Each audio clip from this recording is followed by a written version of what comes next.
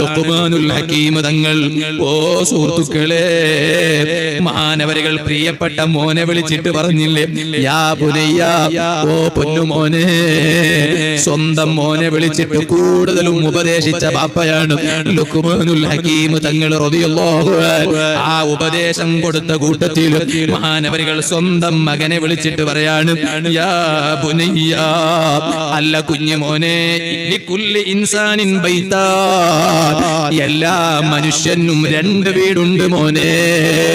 പാപ്പ മോനെ വിളിച്ചിട്ട് ഉപദേശിക്കുകയാണ്, ലികുല്ലി ഇൻസാനിൻ ബൈതാ, എല്ലാ മനുഷ്യർക്കും രണ്ട് വീടുണ്ട്. ഒന്ന് ബൈത്തുൻ ഷാഹിദോ, ഒന്ന് കണ്ണുകൊണ്ട് കാണാൻ പറ്റിയ വീടാണ്.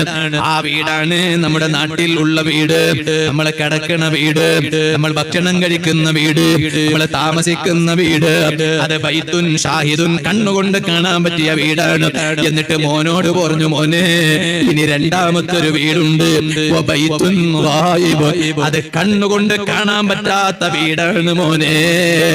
അതിന്റെ ഉള്ളിൽ നടക്കാൻ പോകുന്നത് കാണുന്നില്ല. എന്നിട്ട് മോനോട് പറയാണ്, അതുകൊണ്ട് മോനെ, ഫലാ യുൽഹിയന്നക ബൈതുകൽ ഹാദിറുല്ലദീ ഫീഹി ഉംറുക ഖലീൽ അൻ ബൈതികൽ ഗായിബില്ലദീ ഉംറുക ഫീഹി തവീൽ.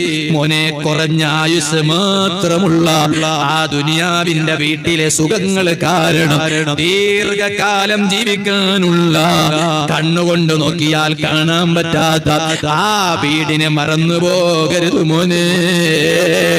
സ്വന്തം പിതാവായ ലുഖ്മാനുൽ ഹകീം തങ്ങൾ സ്വന്തം മോനെ വിളിച്ച് ഉപദേശിച്ച ഉപദേശം എത്ര അർത്ഥമുള്ള ഉപദേശമാണല്ലോ.